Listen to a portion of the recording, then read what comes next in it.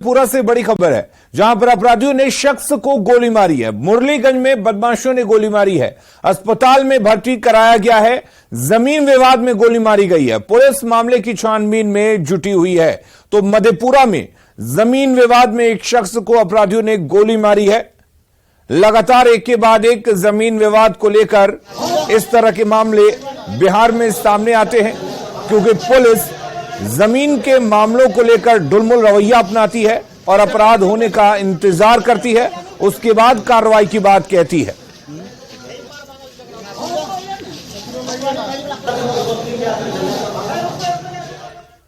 और इधर जमशेदपुर में अपराधी बेखौफ दिख रहे हैं। सोनारी थाना के खूंटाडीह में सनी यादव पर अपराधियों ने 3 राउंड फायरिंग कर दी। वहीं उस पर 2 आरोपियों ने चापड़ और फरसा से भी हमला बोला।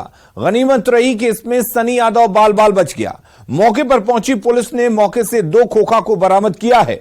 बताया जा रहा है कि पीड़ित और आरोपी पहले साथ साथ रहते थे, लेकिन किसी बात को लेकर उनमें कहासुनी हो गई, जिसके बाद यह हमला बोला गया। पुलिस फिलहाल मामले की जांच में जुटी है। मैं अपना घर के पास में पीपल गाछ के नीचे बैठा हुआ था। इस अंतराल में सुमित गोराई और उसका फादर चरण गोराई और उसका चाचा छोट गोराई आया चापड़ा और फरसा लेके। पहले फरसा चलाया चरण गोराई, तो हम झुक गए और उसके बाद 3 राउंड मेरा ऊपर गोली फूटा और हम भाग गए। और बिहार के राजनीतिक गलियारे से इस वक्त एक दुखद खबर है। पूर्व एमएलसी विनोद चौधरी का निधन हो गया है। विनोद चौधरी राजनेता पुष्पम प्रिया चौधरी के पिता थे।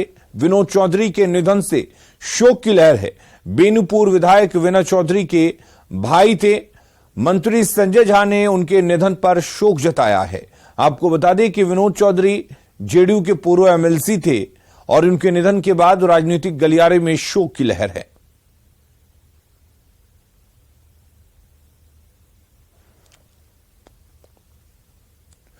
अगली खबर का रुख करते हैं। राजधानी पटना में गंगा नदी उफान पर है। एक बार फिर से गंगा के जलस्तर में बढ़ोतरी देखी जा रही है।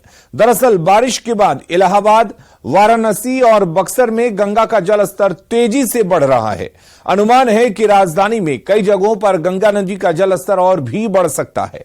लिहाजा जिला प्रशासन ने सभी सीओ, बीडीओ और अधिकारियों को हालात पर नजर रखने के निर्देश दिए हैं। खतरे का जायजा लिया न्यूज 18 संवाददाता संजय कुमार ने।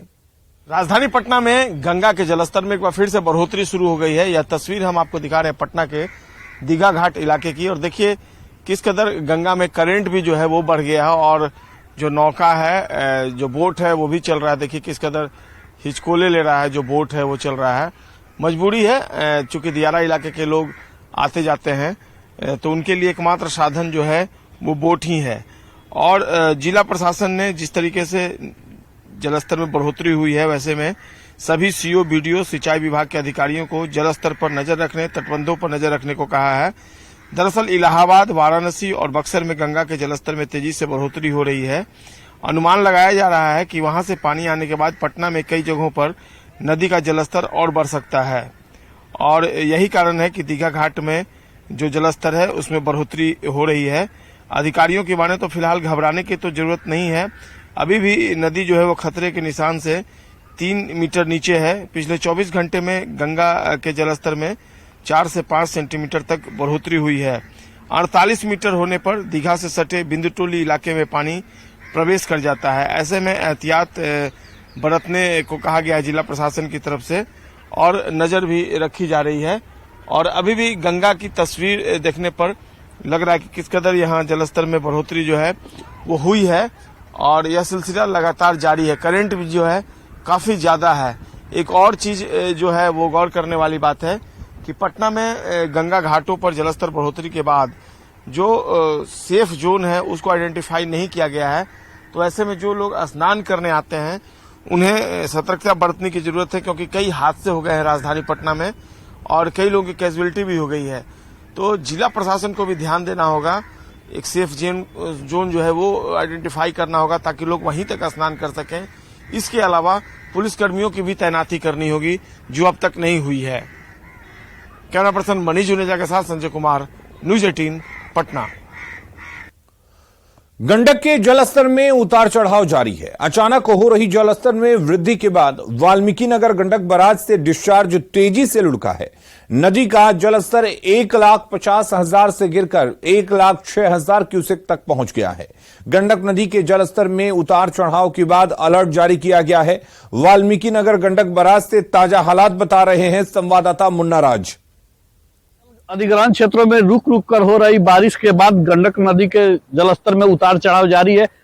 वाल्मीकि नगर में जो गंडक नदी का जलस्तर है उसके जलस्तर में लगातार उतार चढ़ाव देखा जा रहा है और नेपाल के पहाड़ों में जब भी पानी होता है उसका सीधा असर गंडक नदी के जलस्तर पर पड़ता है। और यही कारण है कि जब भी नेपाल में पानी हो रहा है तो गंडक नदी का जलस्तर बढ़ रहा है और धीरे धीरे गंडक नदी का जलस्तर बढ़कर 1.5 लाख क्यूसेक को कल पार कर गया था। हालांकि अभी जलस्तर में थोड़ी बहुत कमी जरूर आई है, लेकिन जिस तरह से लगातार बारिश के बाद नदी का जलस्तर बढ़ रहा है तो आने वाले दिनों में यह बाढ़ की एक आहट लेकर जरूर आ रही है गंडक नदी। और पिछले 36 घंटों की बात करें तो वाल्मीकि नगर गंडक बराज पर बढ़ते जलस्तर के बाद जो हाई अलर्ट किया गया था उसको अभी भी बरकरार रखा गया है और अभियंताओं को निर्देश किया गया है कि लगातार गंडक बराज पर वो कैंप करें और इसके साथ ही बांधों और तटबंधों की सुरक्षा को लेकर भी दिशा निर्देश दिए गए हैं। और जिला प्रशासन की बात करें तो सभी अंचलाधिकारियों को निचले इलाकों में निगरानी रखने के निर्देश जारी किए गए हैं।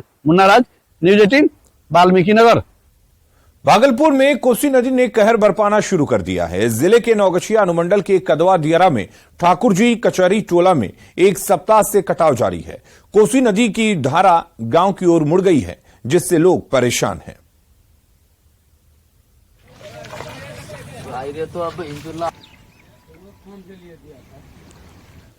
वाल्मीकि नगर बराज से कल 1 लाख क्यूसेक पानी डिस्चार्ज होने के बाद गोपालगंज में गंडक नदी के जलस्तर में बढ़ोतरी होने लगी है। हालांकि इससे बाढ़ का कोई खतरा नहीं है, क्योंकि नदी का जलस्तर खतरे के निशान से 1 मीटर नीचे है।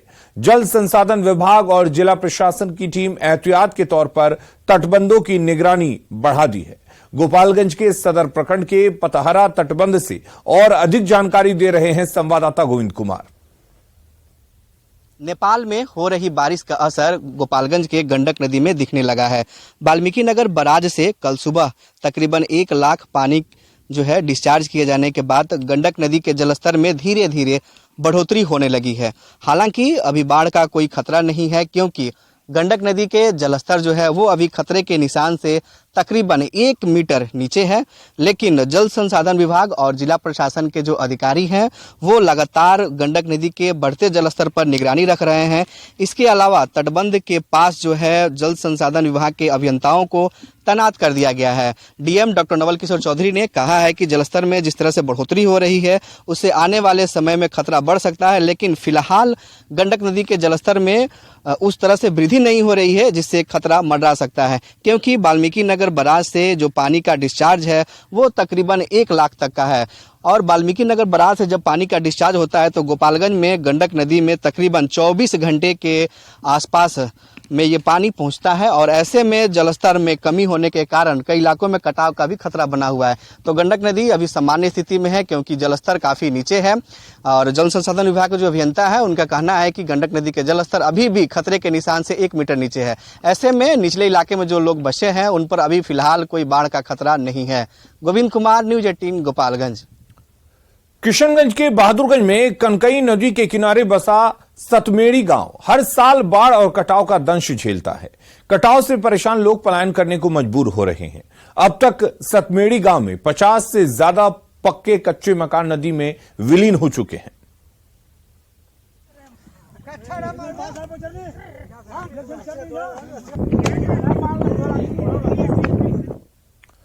और अगली खबर शेखपुरा से है, जहां गांव के इलाकों में बड़ी संख्या में लोग हिंदू धर्म को छोड़कर ईसाई धर्म अपना रहे हैं। महादलित परिवार के कई लोगों ने ईसाई धर्म अपनाया है। गवय गांव के 50 लोगों ने एक साथ अपना धर्म बदला है। आरोप है कि क्रिश्चियन का एक बड़ा नेटवर्क काम कर रहा है, जो गरीब और अशिक्षित लोगों को अंधविश्वास में फंसाकर धर्म परिवर्तन करा रहा है। डीएम ने धर्म परिवर्तन को गैर कानूनी बताते हुए एसडीओ को जांच का आदेश दिया है।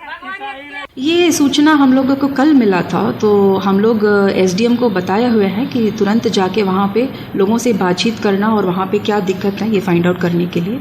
तो हम लोग उस पर कंप्लीट बेच रखेंगे। शेखपुरा प्रखंड का ये गब्बे गांव है, ये महादलित टोला है, जहां सूचना मिल रही है कि कई लोग धर्म परिवर्तन कर रहे हैं, हिंदू धर्म छोड़कर यीशु धर्म, ईसाई धर्म अपना रहे हैं। क्या कारण है? बहुत सारे लोग की इच्छा हो रही है कि प्रभु यीशु के यहाँ अगर प्रार्थना करते हैं तो बहुत सारे मन्नत पूरी होती है। इस तरह की भी मन में भावना उत्पन्न हुआ है। इसको तो कोई रोक नहीं सकता, लेकिन हम गांव के लोग हैं, कुछ जानते हैं ताकि धर्म परिवर्तन के पीछे क्या रीजन है और क्यों लोग कर रहे हैं। क्या नाम है आपका सर? दिनेश सिंह उर्फ दिन्नू सिंह। क्या है मामला यहाँ? यहाँ मामला के लोग कहते हैं कैंसर है, टीबी है, ये सब होता है, तो हिंदू के देवता में इतना सब पावर नहीं है कि ठीक कर सकते हैं। तो यीशु के हम मानते हैं, तो लोग लखीसराय जाते हैं, चंडीगढ़ जाते हैं। वहाँ जाने के बाद करुआ तेल लेकर के जाते हैं और वहाँ खोल कर करके रखते हैं। तो वहाँ वो तेल लगाने के बाद वो ठीक हो जाता है, चाहे दर्द हो, कैंसर हो, टीबी हो। ये लोग को विश्वास है। तो इस गांव में कम से कम 40-50 लोग उससे जुड़ चुके हैं। नहीं मिलता कि कोई रोग रहता है तो ठीक हो जाता है, भूत धर लिया तो उसको से जल देने से ठीक हो जाता है, इसलिए लोग जा रहे हैं। तो धर्म परिवर्तन के पीछे अंधविश्वास सबसे बड़ी बात मानी जा रही है। अगर प्रभु यीशु का अगर ये लोग धर्म अपनाते हैं तो कई तरह की बीमारियां दूर हो जाती, जैसा इन लोगों को कहा जा रहा है। जरूरत है कि इस अंधविश्वास के पीछे जो भी रीजन रहा हो, लेकिन जिला प्रशासन को इस पर हस्तक्षेप करनी चाहिए, जांच करानी चाहिए कि जो बड़े पैमाने पर धर्म परिवर्तन हो रहा है ताकि रोका जा सके। अजीत कुमार सिन्हा, न्यूज़ 18, शेखपुरा। पूर्णिया के अमौर और बैसा प्रखंड में कनकई, महानंदा, दास, बकरा और परमान नदी में उफान के कारण कई इलाकों में बाढ़ जैसी स्थिति हो गई है। बैसा प्रखंड में 3 सड़कें बाढ़ के पानी में कट गई हैं। सड़कों के कटने से हजारों लोगों का प्रखंड मुख्यालय से संपर्क टूट गया है। लोगों का आवागमन ठप है। वहीं कनकई नदी में उफान के कारण सैकड़ों घरों में पानी घुस गया है। लोगों का कहना है कि जिले में हर तरफ जल प्रलय की स्थिति बन गई है। ये रोड बढ़िया टू बढ़िया मुख्यमंत्री ग्राम संपर्क रोड है, जो 2021 में नदी कटान में रोड विध्वस्त हो गया। लगभग 300 मीटर 100 मीटर के आसपास रोड नदी में कट के गिर गया था और उसी बार अप्रोच पथ बनाया गया, जो अच्छा ढंग से बनाया नहीं गया, जिस कारण। और बड़ी खबर का रुख करते हैं अरवल से। इस वक्त एक बड़ी खबर आ रही है। पुलिस ने रेड लाइट एरिया में छापेमारी की है। इस दौरान पुलिस ने एक नाबालिग लड़की को तस्करों के चंगुल से मुक्त कराया है। मामला नगर थाना क्षेत्र के रिहायशी इलाके का है। जानकारी के अनुसार 3 दिन पहले एक नाबालिग लड़की का अपहरण कर उसे जबरन देह व्यापार के धंधे में लगा दिया गया था। लड़की की निशानदेही पर पुलिस ने 2 मानव तस्करों को दिल्ली से गिरफ्तार किया है। गिरफ्तार साहिल कुमार और गोलू कुमार को जेल भेज दिया गया है। पुलिस बड़े रैकेट का पर्दाफाश करने के लिए जांच में जुटी हुई है। एक लड़की के अपहरण का मामला दर्ज किया गया था, जिसमें 4 लोग को अभियुक्त बनाया गया था। अरवल पुलिस के द्वारा त्वरित कार्रवाई करते हुए 24 घंटे के अंदर लड़की को बरामद किया गया है। उस लड़की के साथ 2 लड़के भी को लाया गया है, 2 लड़का साथ में थे। इन लोगों का माननीय न्यायालय में बयान कराया जाएगा लड़की का, फिर उसका मेडिकल कराया जाएगा और लड़का को माननीय न्यायालय में प्रस्तुत किया जाएगा, फिर माननीय न्यायालय के आदेश अनुसार कार्रवाई। पटना में दीघा से गायघाट तक गंगा पथ के विस्तार का काम तेजी से चल रहा है। गायघाट के पास बचे हुए एक स्टैंड पर सुपर स्ट्रक्चर तैयार कर लिया गया है और अब फिनिशिंग का काम अंतिम चरण में है। अगले महीने की 15 तारीख से गंगा पथ पर गायघाट तक वाहन फर्राटा भरने लगेंगे। ऐसे में पटना की लाखों की आबादी अशोक राजपथ पर होने वाली भीषण जाम से समस्या से निजात पा सकेगी। जायजा लिया संवाददाता संजय कुमार ने। यह तस्वीर है जेपी गंगा पथ की और जेपी गंगा पथ का विस्तार लगातार जारी है और जो जानकारी मिली है अगले महीने की 15 तारीख से जेपी गंगा पथ में दीघा से लेकर गायघाट तक वाहन फर्राटा भरने लगेंगे। दरअसल गायघाट के समीप बचा हुआ जो एक स्पेन है उस पर सुपर स्ट्रक्चर तैयार हो गया है और अब फिनिशिंग का काम अंतिम चरण में है। जेपी गंगा पथ पर गायघाट के पास चढ़ने के लिए बन रहे अप्रोच रोड में 300 वर्ग मीटर की जो जमीन की समस्या आ रही थी उसका भी समाधान अब लगभग पूरा कर लिया गया है और ऐसे में अब जेपी गंगा पथ में गायघाट तक चालू होने से दीघा से गायघाट तक आने जाने में लोग 20 से 25 मिनट में अपनी दूरी तय कर लेंगे। एक वैकल्पिक रास्ता तैयार हो जाने के बाद से गांधी मैदान से गाइड तक आने जाने में अशोक राजपथ पर होने वाले जाम की समस्या से लोगों को राहत मिलेगी। तकरीबन 12.5 किलोमीटर की यह दूरी आने जाने में लोगों को काफी सुविधा हो जाएगी और निश्चित तौर पर इससे लोग राहत महसूस कर सकेंगे। तो ये सुविधा चालू होने के बाद यहाँ के लोगों को भारी राहत मिलेगी। अब तक पीएमसीएच अभी तक लोग आने जाने लगे हैं, लेकिन अब जबकि गायघाट तक जब इस सड़क का विस्तार हो जाएगा, निश्चित तौर पर पटना की लाखों की आबादी को बहुत राहत महसूस होगी, क्योंकि अभी लोग भीषण जाम की समस्या से रूबरू हो रहे हैं। कैमरा पर्सन मनीष जुनेजा के साथ संजय कुमार, न्यूज 18 पटना। और अगली खबर सासाराम से है। संस्थागत प्रसव को बेहतर बनाने के उद्देश्य से प्रत्येक जिला मुख्यालय में मातृ शिशु अस्पताल का निर्माण कराया जा रहा है। Bihar medical services and infrastructure limited की ओर से सासाराम में भी 24 करोड़ की लागत से मात्र 18 महीने में ही विशाल भवन बनकर तैयार है। जल्द ही इसका उद्घाटन होने वाला है। 100 बेड के अस्पताल के शुरू हो जाने के बाद जिले में संस्थागत प्रसव को बढ़ावा मिलेगा। इस खबर पर और अधिक जानकारी दे रहे हैं संवाददाता अजीत कुमार। बिहार सरकार का स्वास्थ्य विभाग जो है वो लगातार जो है स्वास्थ्य महकमा लगा हुआ है कि स्वास्थ्य सुविधाओं में बढ़ोतरी हो सके। सासाराम में आप देख सकते हैं हमारे पीछे इतनी बड़ी जो बिल्डिंग बनी है और मातृ शिशु अस्पताल बनाया गया है। यहाँ पर जो प्रसूति की महिलाएं होंगी और बच्चे होंगे उनके इलाज की समुचित व्यवस्था रहेगी और लगभग 24 करोड़ से अधिक की लागत में आप देख सकते हैं कि बड़ा सा बिल्डिंग बनाया गया है। और बड़ी बात है कि बहुत ही कम समय में लगभग 1.5 साल में यह भवन बनकर तैयार है। स्वास्थ्य विभाग की ये महत्वाकांक्षी योजना है, क्योंकि जो गरीब के बच्चे होते हैं और ऐसी महिलाएं होती हैं जिन्हें इलाज मैसर नहीं हो पाता है, उनको बेहतर और वर्ल्ड क्लास की सुविधाएं देने के लिए यहाँ पर मातृ शिशु अस्पताल बनाया गया है। हम बात करेंगे यहाँ के संवेदक से कि आखिर किस तरह का ये भवन बना है और मरीजों को कितना फायदा होगा। बताइए किस तरह का भवन। देखिए, ये 100 बेड का हॉस्पिटल है।